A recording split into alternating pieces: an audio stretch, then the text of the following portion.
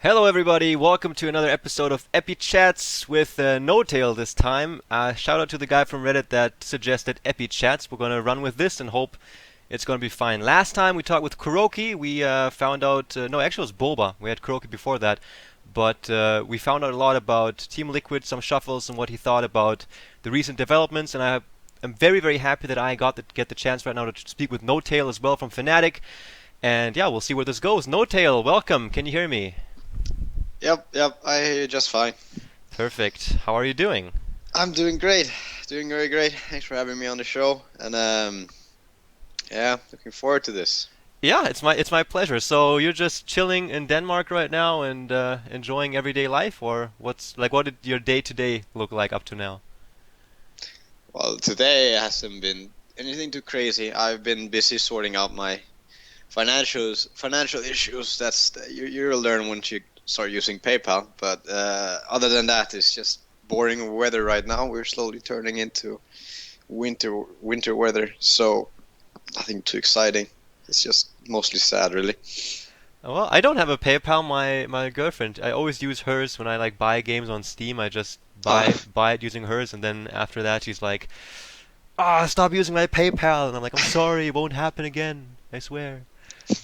So, what do you mean you're sorting out? You're just like trying to it's some issues I have. It's yeah. If you have your own PayPal account, you know how like you know how they are with identity and so on. But that's how it is. All right. One particular reason why I was especially looking forward to this interview was because I wanted to apologize. I wanted to apologize for doubting you guys when you came over to Dota 2. And that was the time when I started casting as well. I was still learning and everything. And there was a time in the beginning of your Dota 2 career where you guys just lost almost everything. You came over from Han, and your success was not that big. I don't know if like my memory is falsifying right now, but at least that was my impression. And I was like, oh, Fnatic, I don't know if these guys from Han really have what it takes to make it in Dota 2. And all of a sudden, after like a month or two, you guys started cleaning up the whole scene and became really respected within Dota 2. So, sorry about that, man. Everything's forgiven. It's okay. One time we were just known as the on trash. So yeah, How was yeah, that time forgive sir. anyway? Like you came over to Dota 2, like there it's many teams would have disbanded by then, right? But were you guys just aware or just confident in your guys' skill level and aware that you have a certain time to adjust to Dota 2? Like what was going through your guys' heads during that development period? Well, we're just looking ahead. I mean, we knew that there was really not a future in HON, and we all kind of wanted this. Plus, it was refreshing with a new challenge, and we knew that was going to be a big challenge. So we didn't expect to win everything. I don't think we all expected it to be that hard.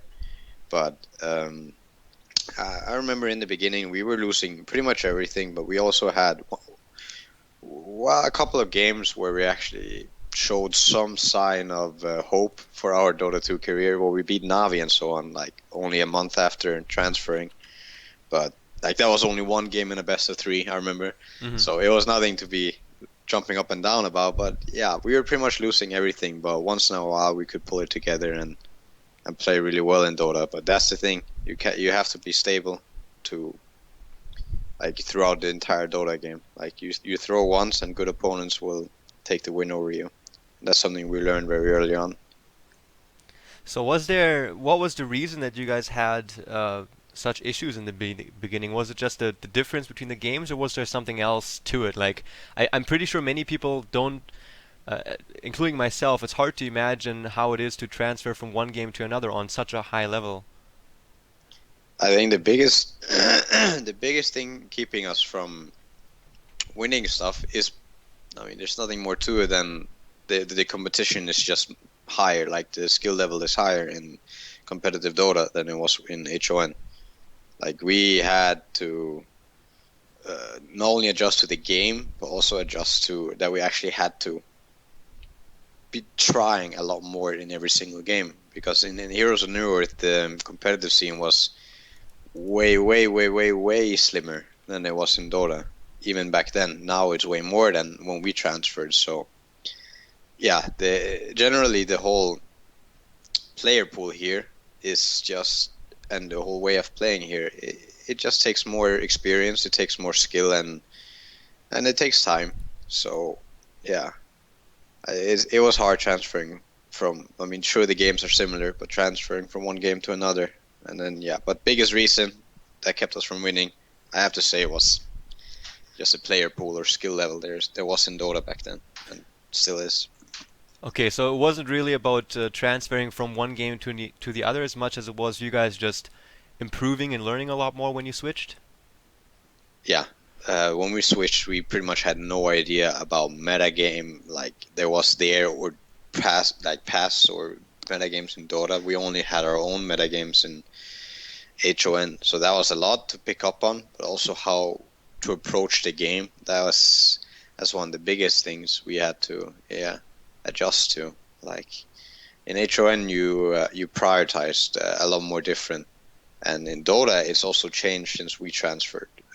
Back then, it felt like it was more about like it, most games were more about the whole pushing and pushing early. Now it kind of went back to this past few months. I feel either way. Back then it was all about pushing and so on. You didn't have all these BKB counters in your head when we started playing and all that kind of stuff where you would try to go for something like that and or like whole deep push strats. But that came along and new meta games came along and we adjusted to that and kind of got on board with that, and eventually we kind of got famous for using like the whole split push and deep push kind of strategies a lot. And yeah, so it was just about experience and getting into the meta.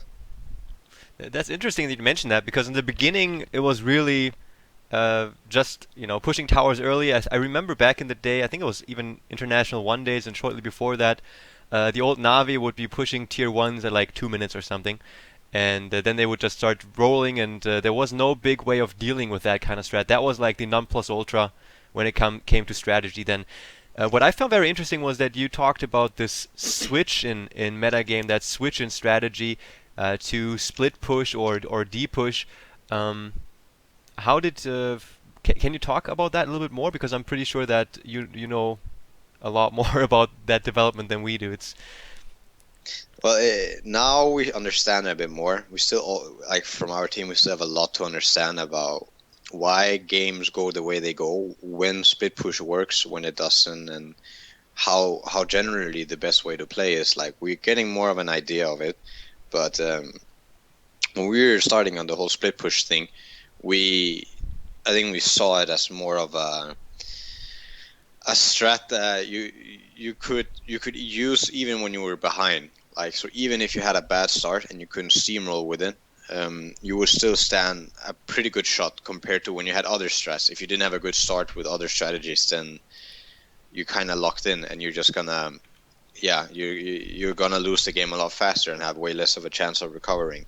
So we felt like with the split push strat that we had a higher chance to win even with a bad start. And we've had this thing where we almost always lost if we didn't have a good start. mm-hmm. And we've had others. Then at one point when we were winning everything, we had one of the best comeback rates in the entire scene as well. So that is also something that changed. I have no idea why that happened, but yeah, it's just been kind of a journey for us to understand all these different metagames. The whole split push thing was something that came along, we used for a while, but it was by far not the only thing we used. We have tried like heavy push, heavy gank, and heavy team fight stress as well. But some just work better for us. But yeah, we still have a lot to learn. No, that's very interesting. What about right now? Like yesterday we saw, or just the past few days, we've seen a few. It's the 13th of October for you guys wondering. Tonight there will be the grand final in Kiev at Starladder Season 7, and yesterday we saw Team Empire versus Rock's Kiss, and then Team Empire versus Navi. Right now we see.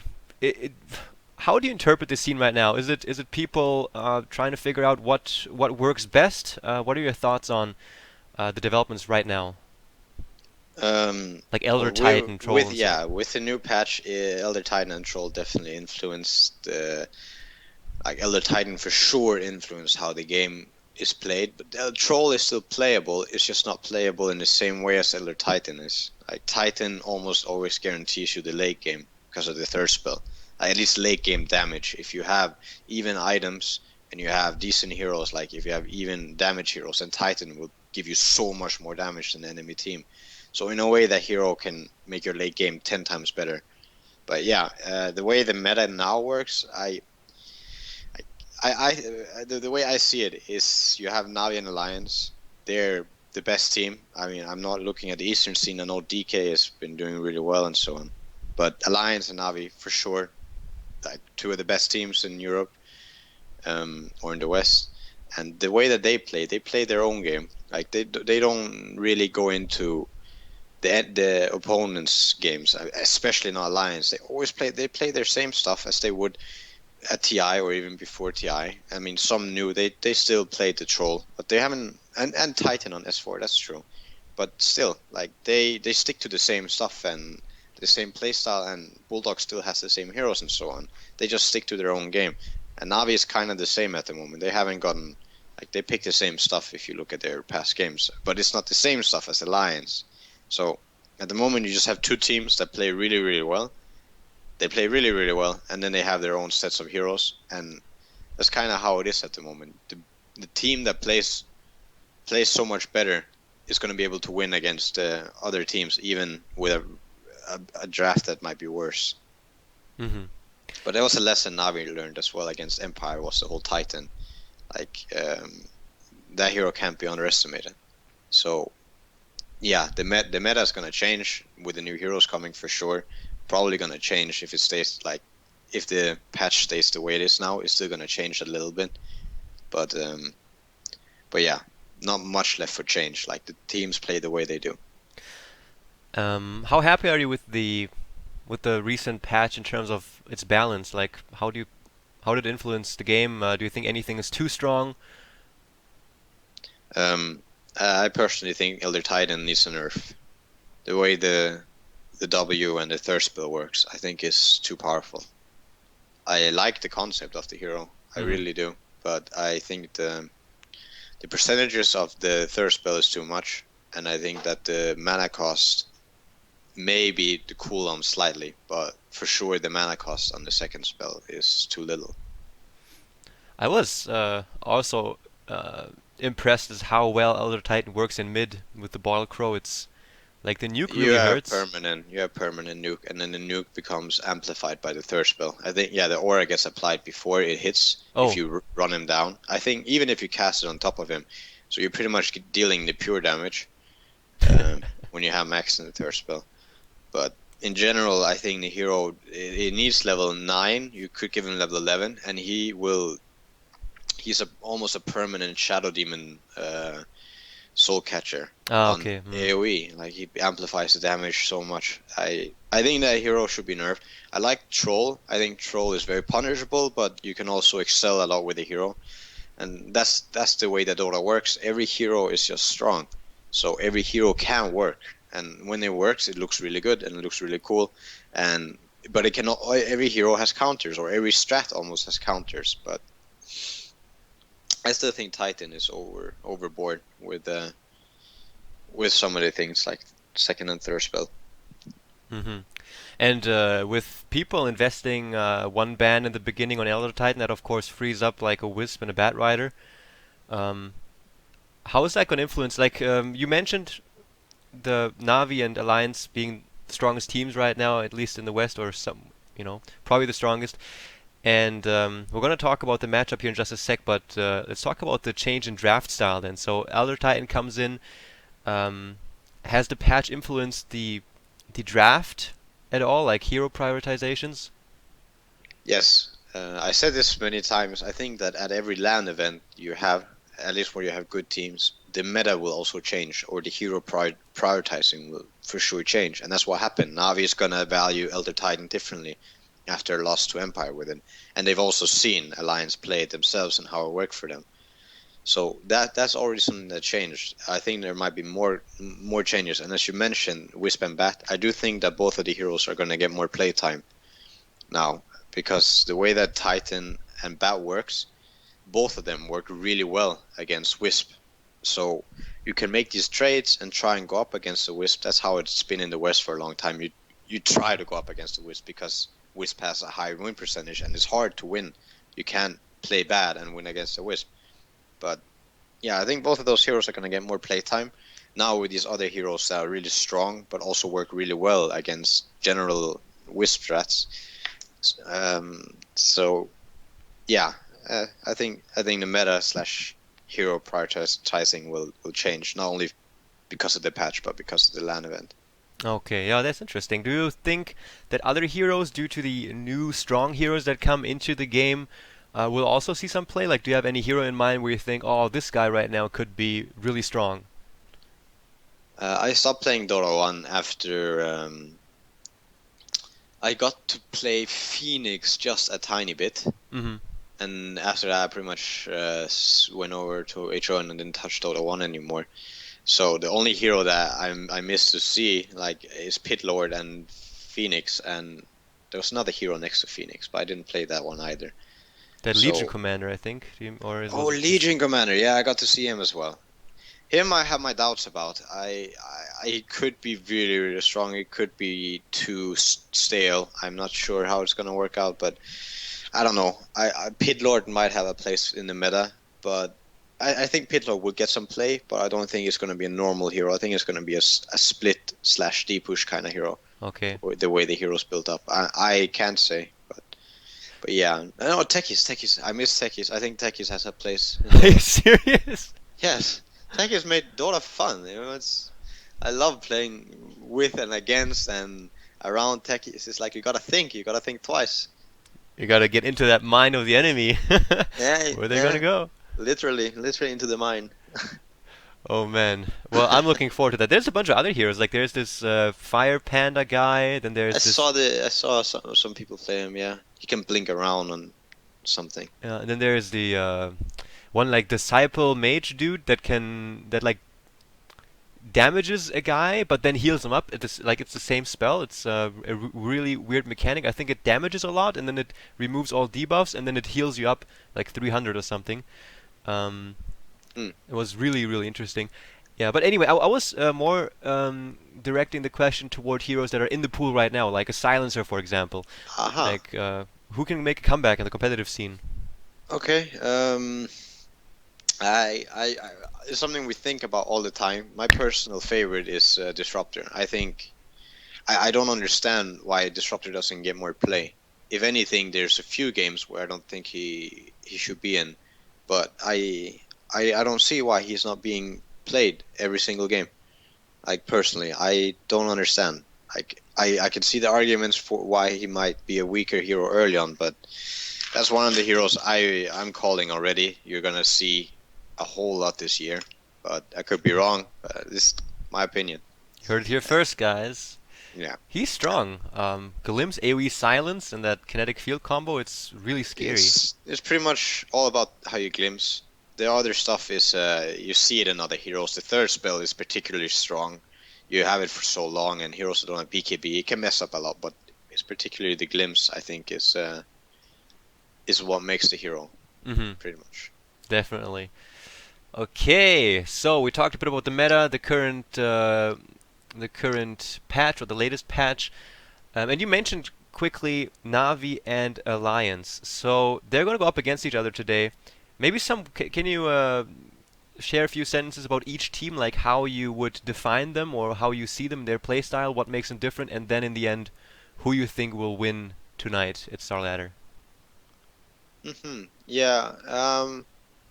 I think Navi, the way that they play so much on choking enemies. Like this is how I interpreted from the games we had. When they get a lead on you, they're gonna be on your side of the map. They're gonna be where you can get farm, and they're gonna make sure that you can't get it. Meanwhile, that happens. They slowly farm up. They don't just focus on farming. They just farm where you should be farming, and they make sure that you don't get anything. So it's really scary to give Navi such a lead where you have to be constantly afraid because they will always go for the pick off. That's the thing. They will go for the kill if you go where you can get farm. Whereas Alliance, it's always bad trades. Like you can get some farm against Alliance, but they're always gonna get so much of a better trade if you don't watch out. That's the thing that I think one of the Navi guys said international as well, is that you don't just get a tower against them for free. You think you get the tower for free, but in the end, if you look back at it, it was Alliance that came ahead on it. Like they get really good trades all the time, and taking Roche fights against Alliance, I would say, is a lot worse than taking Roche fights against Navi, unless Navi has Darkseer. Because Darkseer is like one of their best heroes that they play. But yeah, Alliance taking Roche fights against them is one of the worst things in the world as well. But I think if Navi gets a lead like they're used to, if they play that early game really good, then I do think the Navi will win against Alliance. But if Alliance get through the early game, I think that they're just gonna take Navi like without too much of a hassle. Huh. Because yeah, they really play so well mid and late game. And Navi is just a hardcore snowballing team. Yeah, and tonight is if Liquipedia is correct, it's going to be a best of five. Um, Yeah, it should be. It's been every Starladder. okay, and with a 1 point advantage for Alliance. So, what would you be your prediction for the end result? End result, okay, I do think Navi has a good chance to take 2 games. I think it's going to be like at our star ladder. Navi takes 2 games and Alliance then takes 2 games but comes on top. I So, think that sounds pretty fair. If not Navi 2 games, then 1 game. I do think that they're going to have at least 1 game. okay, looking forward to it. You're going to watch it? Yes, I'm looking forward to it as well. We're actually gonna play where when it starts, but I'm gonna try and follow it as much as I can. Oh, We have our own. We gotta practice on. We haven't practiced for 2 days now, so oh, so yeah. Fly is going to be like, no tail, fucking focus. What are you doing, man? Ah, he's gonna watch as well. I Yeah, don't know. okay. We all wanna get a glimpse of the games, but yeah, we're probably gonna watch the replays. Nice. All So right. So before we get into your team, where I also got a bunch of questions from people, is one thing I found. I wanted to give you a chance to explain this as well because I'm going to paraphrase here. No, I think that those are actually your own words because you do stream a lot and your stream is really popular and people also say that they learn a lot and stuff and they're very entertained. So one big thing that inevitably comes up when you stream is tower aggro and mm, how you deal with it. And I think on Twitter you said something like, "Motherfuckers, screw don't you." know, Yeah, don't something. know shit. Yeah. So I wanted to just give you a chance maybe to do your job as in within the educational realm of Dota 2 to explain to people or these idiots how it works, myself included. Nah, it was mostly directed to people talking as if they knew exactly how it worked, but they were actually wrong. I don't like it when people are arrogant about something that's false. Yeah. Generally, you shouldn't be arrogant, but you can be arrogant if you know you're right. But in this case, a lot of people were just spewing so much bullshit. But the way the tower aggro and fountain aggro works, it has nothing to do with your HP. It's only something to do with positioning. If you're denying something with a target that's closest to the fountain or the tower, say you have something right next to the tower or the fountain, and the next thing is further away from the center of the tower, Uh-huh. and you click deny there, and it's still close to the tower, it won't take tower aggro. If you go a bit away, so that one target is closer to the tower than you, and it has to be, of course, your ally, the enemy of the tower, Mm. then and then you deny, it's gonna switch over to the one closest. It always takes the one closest, pretty much. So if you deny and you're the closest, then it's still gonna go on you. So you have to get behind a unit that's closer to the tower before you click deny on something. And one thing that's confused me for a very long time is sometimes you can right click under a tower. This is something I should have looked up, but sometimes you can right click under a tower if you do it right without taking the tower aggro. It's something to do with when the projectile is fired, I think. It's a theory I have. But it's something that, yeah, the tower aggro can be a bit tricky when it comes to that. But basically, if you're trying to get the aggro away from you, just deny when something is closer to the tower that the tower can attack. That's what it looked like when you were doing that epic. I'm gonna fuck up everything at the enemy fountain dive with Meepo. Uh, That's what I practiced here. yeah, you like it really. Yeah, you just controlled exactly. which meepo to tank, Yeah. or which meepo should tank. So that was really interesting. But when I'm under a tower and I'm low HP, it sometimes feels like I'm not able to get the tower aggro off myself. Is it? I can imagine I'm just doing it wrong. But is there something about a tower like locking on target once a certain HP threshold is crossed? No, it has nothing to do with that. It's again something I think I've experienced a couple of times as well, and I do think it has something to do with when the tower attack, like in which stage it is of loading and firing. So what I will suggest you do is you spam deny so that you make sure to hit the times where it should change target. It has nothing to do with HP, nothing at Okay. all. All So right. yeah, just spam deny when something else is closer. There you have it, guys. But yeah, no, I also saw those comments on the YouTube where people are like, "This is exactly how it works," Yeah, and low HP and oh my god, it's not that hard. You just click deny. yeah. Higher HP. No, it's nothing to do with that. Okay. The International 3. How was that for you? Uh, it would be an understatement to say that it was just good. Like it was, yeah, it was fantastic. Like it was by far the best event I've ever been at, and nothing compares to it really. Like the effort, the time that these people put into making this event, you see what product you're making, like what kind of entertainment that comes out of it, and you're happy to be a part of it, but at the same time you're living life in luxury. Like they make sure that you don't have to take care of anything, like Veil, and yeah, I would do it again. What can I say? Well, how was your? So I heard that you guys had a really nice hotel and stuff like that. So was there anything in particular when you think back that you're especially fond of? The pool and jacuzzi are like spa bath thingy with spa jets in it, You and yeah, had such the a thing? yeah, it was a shared thing at the hotel. Like you had a pool for the hotel with a spa bath and stuff. I think there's a video on YouTube of Era making an interview with our manager in it. Oh, really? I haven't seen that. Is it? Was it for all? Were all Dota 2 players in the same hotel? Yeah. We were all in the same hotel. And then the weather there was really good when we were there most of the time. I could use some of that. Like it was just conditions were so nice, and the area was so good. Like there were so many different food places. There was a mall. Like you start off the event by just relaxing and just chilling. Everything's going at your own pace, and then you start focusing on your Dota games. Like it really is. They said that they have had some issues on the previous TIs, like 1 and 2, but now on the third one they felt a lot more. Like they've tried it twice now, so they felt a lot more prepared for it.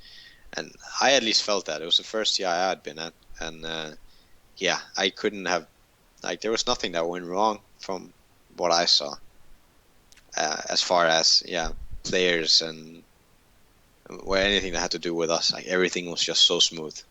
Nice. Did you meet anybody that you were very happy about meeting? Uh, well, at the time, I didn't know anything about Mush or anything, but now I understand why he is the M God. Like that was something. Like seeing them play, like seeing Mushi play and so on. That was crazy. But it's always great to meet all the different players that you play against, and got to meet Chuan and so on. Like it was great bunch of people. Like everyone pretty much. So. Yeah, Happy great, times, huh? great experience. Yep. Did you meet the Ice Frog? People say it's Bruno. I don't know. Maybe I met him. Maybe I didn't. I can't tell. I, some said that he was at the venue. Like I don't know. Man, is the guy's secret. What did he look like? Very secretive. I haven't seen. I don't know if I've seen him. Okay. I like what I go for is brown skin, and that's all I have to go on. That's what people say. That's a rumor. I don't know. Could be Bruno. Let's make a statement right here. From each player I interview, we're going to start collecting information about this guy. We're going to expose him. We're going to find him, Yeah, and I'm going to interview him. That's going to happen. Yeah, yeah. Good luck with that. uh, so I know my memory is really shitty, but I think the first game you guys played the group stage was versus Navi, Yep, that and you was our beat very them. first game. Was We it 2-0? destroyed them. Yeah, that was 2-0. 2-0, wasn't it? Yep. And that was both times with Nikes? Both times with Weaver. I Oh, think. really? Oh, No, yes. Both times were with Weaver. I think. Maybe man. it was only one game with Weaver and then one Nyx, but as far as I remember, there was two Weavers. Maybe it was a Darkseer on the other team that just made an Illu. Um, so I think you made a lot of Navi fans really sad on that first day in the group stage. Um, why were you able to dominate a team like Navi that hard early on? Is there any explanation? Were you guys just on fire, or was Navi just not feeling it? I think we surprised them a lot with the meta. Like we had been practicing, we had gotten a really good week before TI.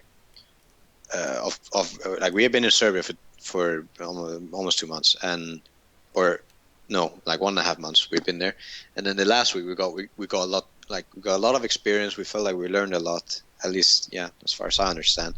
And then we felt really prepared going into this match. Not only did we find the Weaver countering Navi strats generally very hard because they valued Nex really high, but also I don't think Navi valued the right heroes at the time. I do think that they learned a lot from the loss of our game. Like Hmm. after that, they started valuing differently, as far as I could tell. So it's the thing that happens at every LAN event. You're gonna lose a game and you have to learn from it.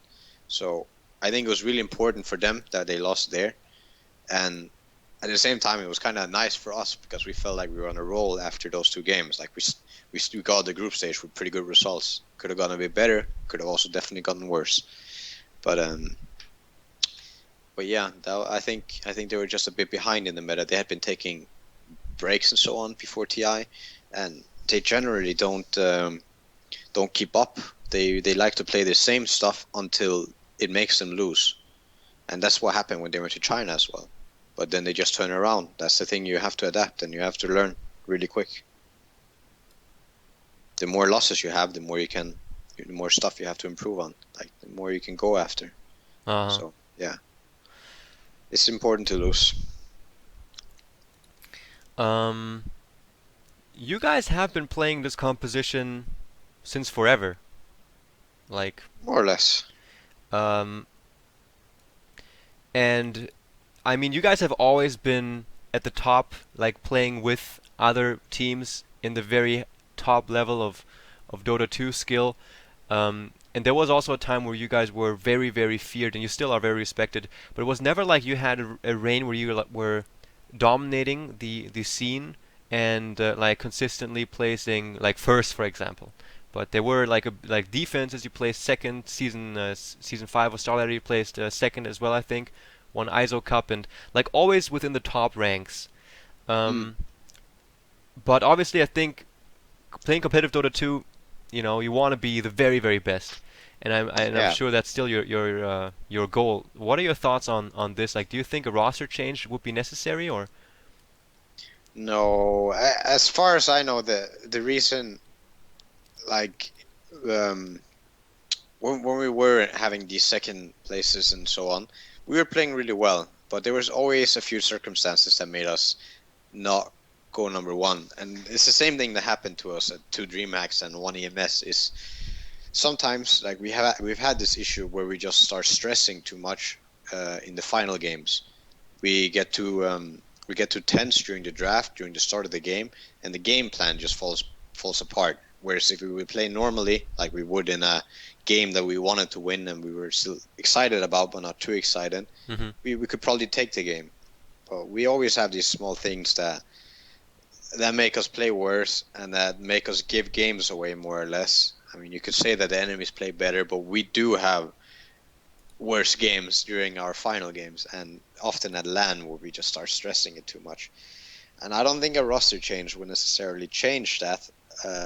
It's a general thing that happened to everyone in the team. So I think it would be worse, if anything, to start changing roster. Like we wouldn't do it unless we found it really necessary. And yeah, it has nothing to do with how we played individually at every event. Like it didn't happen because of the same guy.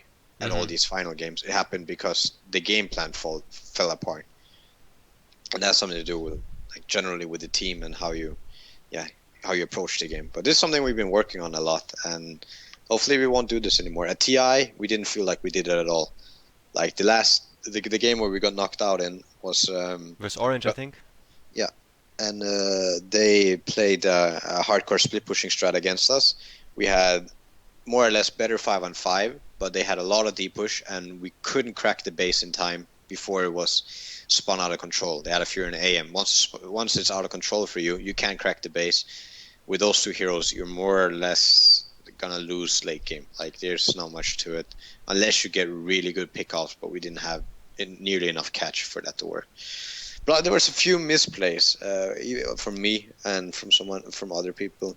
But in general, we were happy with how we played at TI, and we didn't do what we did in the other events and other final games. So yeah, hopefully it won't stay the same. I mean, your explanation is makes a lot of sense about it not being like one or two guys that are like losing the games or throwing the games, but just in general the game plan falling apart. But being able to state it in such a manner, it takes a lot of trust, I think, within the team, and a lot of friendship too. So, I guess you must be happy to have a team like that. Yeah.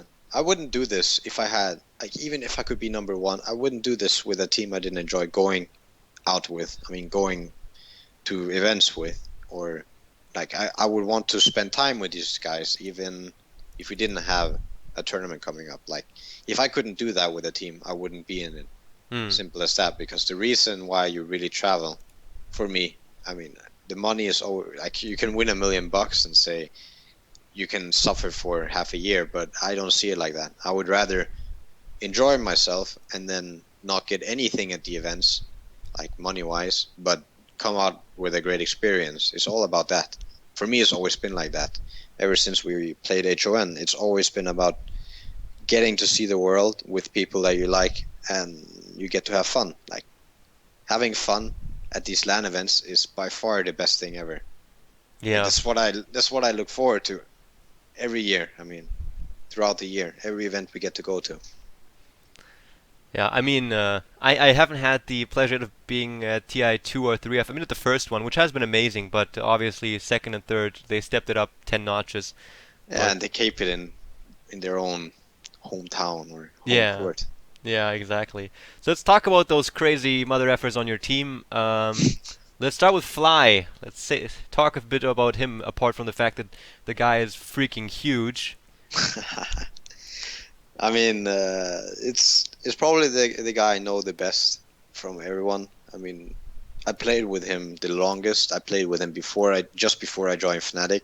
We played for a few months, if not, I wouldn't say a half year, but at least a few months.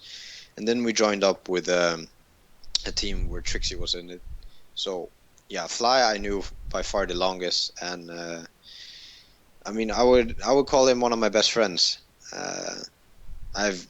We talk a lot, and at every event we've always have fun. I mean, I've always wanted to no share room with him, no homo, but like it's always so chill. Like we get along really well, so it's really nice to have like this kind of things come out of playing and just like playing computer and then going to these things. And other than that, I mean, he's changed a lot over the years. I mean, physically, but person-wise, he's still as I remember him. Like he's just a bit more of a badass now. Initially I don't think I knew about what his dad was doing when for maybe the first year or something. I think he never was brought on board. But yeah, his dad is like yeah, pretty strong guy from what I hear. The Bruce Lee of Israel, or Bruce Lee of Israel. crazy. Yeah, for you guys, for the viewers, I think, correct me if I'm wrong, but I heard that his dad essentially invented Commando Krav Maga. Is that As far correct? as I understand, he's part of a group that developed it. I don't think he did it on his own, Okay. but maybe that's the case. I do think that there were more guys behind developing it, but Maybe he did it all on his own. I don't know, but at least now he spends time teaching people that come to him and It makes wanna. sense though. Like his Yeah. father is just like, "Doll, come here. I have to try this new grip," and then New he grip. just kicks his ass. And No, as far as I understand as well, Tal gets off the hook. At least until recently. I think recently he's been one of the guys that get pulled up to demonstrate something, but before that it was always someone else, and he just got to watch. I think. well, it's good though. It looks healthy. I guess then he is a very active and manages to just keep himself fit, and I guess that's important if you spend a lot of time sitting and gaming. Yeah, yeah, but the best thing about having him on as a team, like you can't really use the whole Krav Maga shit unless you want to intimidate your enemies. But he's really good strategically. Like he played chess when he was younger, but other than that, he plays like a lot of strategy games. Like that's like something we've used ever since HON. Him as a drafter, him thinking strategically. The only downside is that you still need to have the knowledge before, like of Dota and so on. So when we switched, of course, he wasn't as good as a drafter, but he Hmm. adapts really quickly. And yeah, he just need to put a bit more knowledge into him, and he can make wonders with it. So he's a strategist. Yeah, Did he he's a really smart guy. so how did the whole split push strat come about? Was it just a natural result of you guys being like, oh crap, let's try to be the most effective while we're behind, or was it like Tal being like, hey guys, I let's just split push them? It came with the whole idea when Coddle PL was seeing more and more play. We saw what was going on. It was basically D push and split push. Like you have Coddle D pushing with some other hero or two other heroes. PL Hmm. starts split pushing, and you can do that with other heroes. We did it against VP with Meepo, and that was nah, that was a great success. I mean, I got a lot of followers and a lot of people that like me after that. We just split pushed our way to victory that game. I think we had a stand in. We had a stand in that game, Doomix, and yeah, we had a good start of the game, and then I got BOTs on Meepo, and we had a Furion, and then it was just they were just running around the map all the time as five and chasing us, but we just eventually got the throne down, and yeah, that was fun. And S was also very happy about that, I think. Yeah, I heard it was a lot of good pictures came out. Yeah, that was good times. So, wait, where was I? All right, we talked about Fly. Let's go to my German brother Hani. Kai Hamburger. Yes, Kai Hans. Hamburger. That's him. Nah, I mean Hani. I mean he's been around Dota for what 11, 12 years. Ages. Yeah, I just found out a while ago too how long the I think guy's been it's 10 around. years. I don't know. Either way, yeah, he's the guy I've been in the team with the shortest amount of time, but we've already been to quite a few events together. Like he came into HON just after Adrian era, and like he joined us back there, and then we made the switch together. Uh, but yeah, like he's a very experienced player. He views like I learned a lot from him when we initially switched over about Dota and how he viewed the game. Like every player has their own way of viewing the game. You have to trust your own. But I took a lot from Kai's perspective of how Dota is and so on. Um, but yeah, like there's not much to say. He's a German that speaks his mind. Gotta give him that. We've had some incidents with our Jewish Israeli guy, but it's just funny. I mean, we have the German and Israel and the Jew in the team, and when those two start talking, it's really fun. It's really fun to listen to. But yeah, it's a great match for the team. Like I didn't. I remember when I was 14 years old, just started playing Dota 1, and you saw these replays where Honey was there playing Earthshaker and so on. That was how I saw him. That was how I saw him for ever since up to the point where I met him in HON. Like I met him in USA in a tournament, like in California. But yeah, that was how we first met. We didn't talk much there, but yeah, it worked out really well when he joined our team back then. Like in HON when when he joined, we kind of changed the meta again. So, and he was a part of that. Mm-hmm. Like he was part of the reason why it changed. Like, yeah, All right. What about the well, it's like Fly and Hani are like the two muscle men, yeah, they're the most fit ones in the team. so they I can think that's just the beat truth. up the other team if they start smack talking too much. Um, No, we don't do that. We don't do that. We're not like that. Just a finger or two. what about Era? He seems like a fun guy. Yeah, Era is the youngest. I have to say, he always hates it, but it's I was once the youngest. Now I'm not anymore. Haha. Um, no, he was the same. He joined in HON, and we kind of took it's a long story. Basically, Trixie played for our team in HON, played carry. Then he moved to Dota before any of us moved. We stayed in HON for longer. Era joined, and then when he started playing the carry, we again changed the meta game back there to something really gay. Like it was again four protect one, and it was really gay to play against. That was really gay strat. But he joined the team. He was a really good fit. We all have fun, and it was nice with someone younger than me. I have to say, it was very nice. But yeah, he joined. He's famous now in Dota for a lot of his heroes, and he's always had high, like very high potential. Um, I do think that the break after TI hurt all of us, but I can also see a bit that his plays, like his nakes is still awesome and stuff, but I remember when we were playing at TI, he was peaking. Like he played so damn well. He played so damn well. So it's just a matter of getting up on that level again. And yeah, he definitely has what it takes to be one of the best players. I would take him over any other carry player. Nice. And Trixie. Yeah, Galazarine. That's that's the Kale. I don't know what there is to say. You look at Trixie, he can feed. He can feed very much, but then he can play clockwork at the international and just land hooks after hooks after hooks. Uh, I don't know. We had him as a carrier player originally, and him, like me, kind of got, when we switched to Dota, got fucked in the ass because he had to go off lane and I had to go support. And both, it was completely new roles for us, so we had to adjust to this. But I have to say, like, we look at the game differently, me and Trixie. Overall, I think, but I think when he plays really good, he plays really, really, really good. But he can also play lesser good and feed you can you can also play lesser good.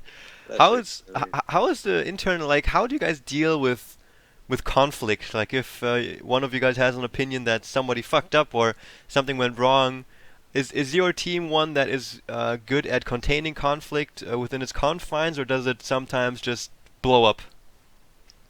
I would say it has only been at the verge of blowing up a couple of times.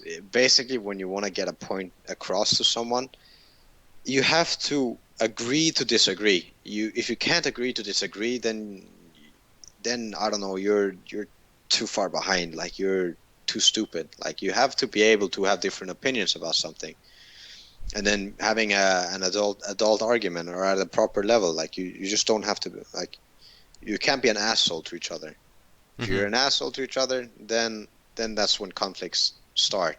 If you disagree about something, you can have arguments about it, but it doesn't have to be bad arguments. Like that's how you can get different points across. You have arguments for why this, you have arguments for why not this, and that's just how it is and how it should be. If someone starts acting up, if I feel it, and I expect people to do the same to me, I would just say that stop being an asshole or stop talking like an asshole. Mm-hmm. Because everyone should be able to get their point across. If they disagree about something, then that's it. You gotta hear everyone out. Like I learned from Kai's point of view of the game, and if you're not open minded, if you're close minded, like you're not gonna learn a lot, and that's what you're here for. You're here to learn. You're not the best, so how can you become the best? You gotta experience. You gotta learn. Oh, that's very well said. I agree, man. That's refreshing to hear too. That it's very, very mature. I think that's a big part then too that makes it possible for you guys to stick together for such a long time and like be consistently successful. And yeah, that's very, very nice. Thoughts on Shuffle? Like the what do you think about, for example, like the new Team Liquid? I have very little awareness of any of the teams currently. After TI, I tried to keep up with it, but then I said, fuck it. I know, I think I know Scandal is in Empire. Yes. Like that's just for starters. And I think DK has Mushi and Yeah. some other, like that's a good roster. And then Team Liquid has, they still have TC. They don't have Mike anymore. They still have Balba. Am I right? Uh, TC, Balba, yes, yes, and Fluff, I think too. and Fluff, and then Koikva and Way Too Sexy. and Way Too Sexy. I haven't seen much from them, to be honest. I think we might have scrimmed them once, if if not twice. But other than that, I haven't seen them on any games so far. So I don't have too much of an opinion Hmm. yet. Have people But from it your sounds team? good. Oh, sorry, go ahead. It sounds No, good. no, it sounds like the roster could work out. You just yeah, I know that they had some captain changes and role changes, but yeah, now you have to see. You have to give a new team time. Hmm. Have any of your guys as players been approached by other organizations after the international? As far as I know, we haven't been approached by other organizations. No, They're like, I think fuck those when Fnatic we boys. They just stick together. Impossible. yeah, like oh, you mean if someone would try to take one of our Yeah, players? yeah. No. I thought you meant an organization trying to take us as a team. As Ah. far as I know, like others could have been approached and just politely said no, or even considering it, but I don't think so. Like as far as I know, the agreement we have is to go on for a year and Hmm. go until next international and go full out on Dota because it's enough to make a living now if you want to, and it's something that we all enjoy. So having a year where you do something you enjoy is, I mean, you're entitled to that if you want to live your life. I mean, it's not like any of us are getting too old yet. Yeah. How do you feel about the situation for people like you as a professional Dota 2 player within the scene itself? I heard a lot of arguments about people wanting some sort of like a player or team union to get better conditions and stuff. Like, how happy are you with the amount of money you are able to get for the time and work you put in? Well, for me, I'm okay. I could have used a bit more of an income. It's also something to do with I haven't been saving up for long enough. Like if I would have been saving up since I was 17, I could have done that. I Hmm. would have had enough money right now to get my own place and so on. Right now, I do have enough money, but I kind of want to get more to ensure that everything goes smooth. But I do think it's good. It's a good idea with this whole like it becomes a bit more like Hollywood, where you have an agent that makes sure that the client gets a lot, and then the agent takes a smaller cut. I mean, that's how an organization could work, but that's not how it is. An organization is still working a lot about not exploiting, but using the players more than they might like, and they don't get enough for it. Like that the money is being tossed around here, the players don't get to see enough of. Yeah. So having this whole agency idea, it was I heard it from last year as well. Like I think it's a good idea. I think it's something that should go through. Um, it's but it's hard. Maybe like the people that have the money don't want to have these Obviously guys they involved, don't. obviously. So Obviously, but might be hard.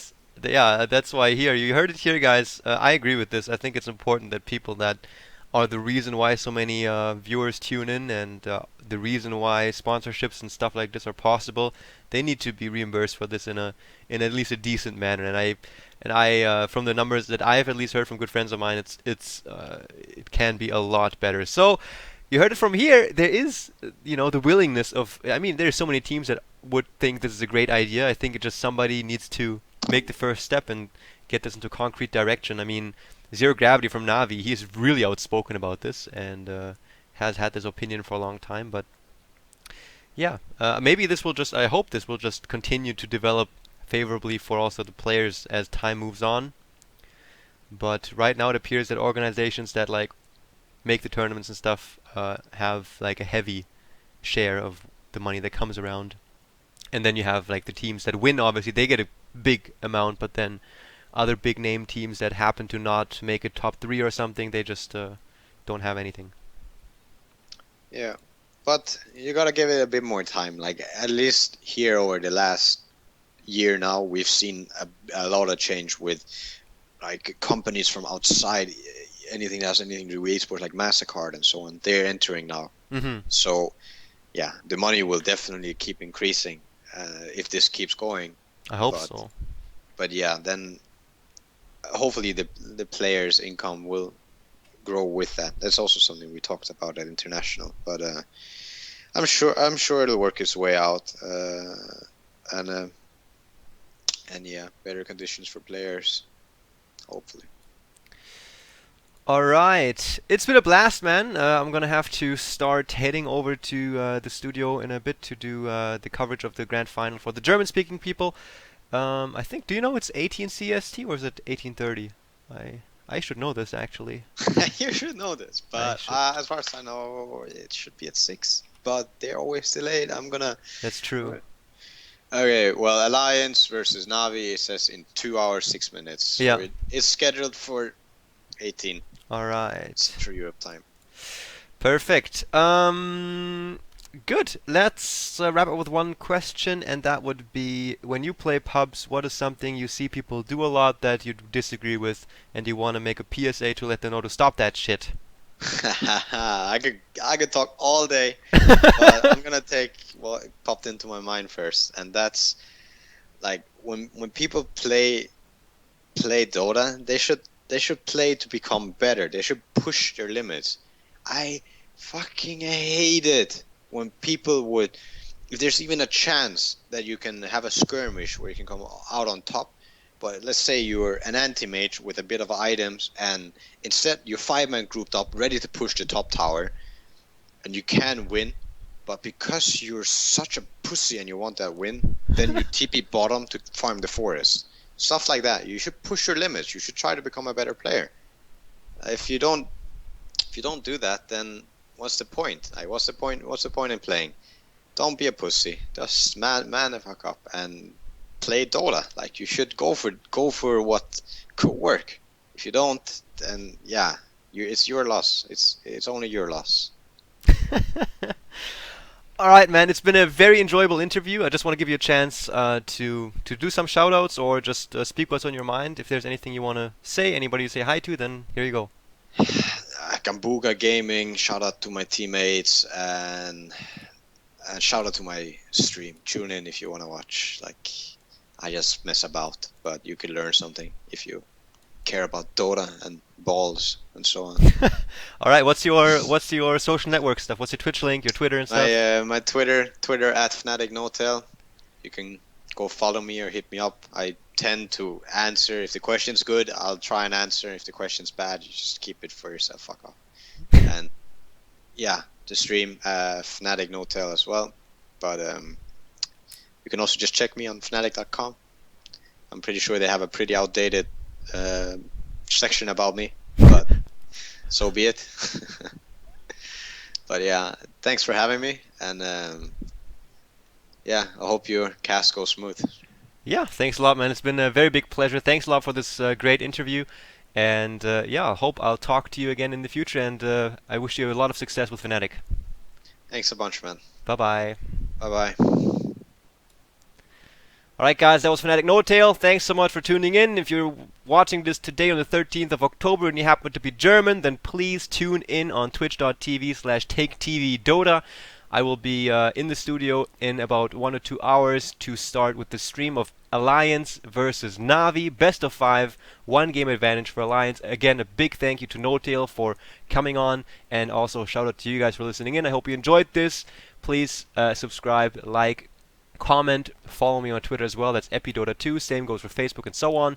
And to all the Germans, I hope I will see you tonight with Starladder Season 7. That was it for the night. I'll be back with the next interview, hopefully PyCat. That's in the pipeline right now. If you have any suggestions, then tweet at me. I will definitely check it out. Thank you so much. Have a great day, and bye-bye.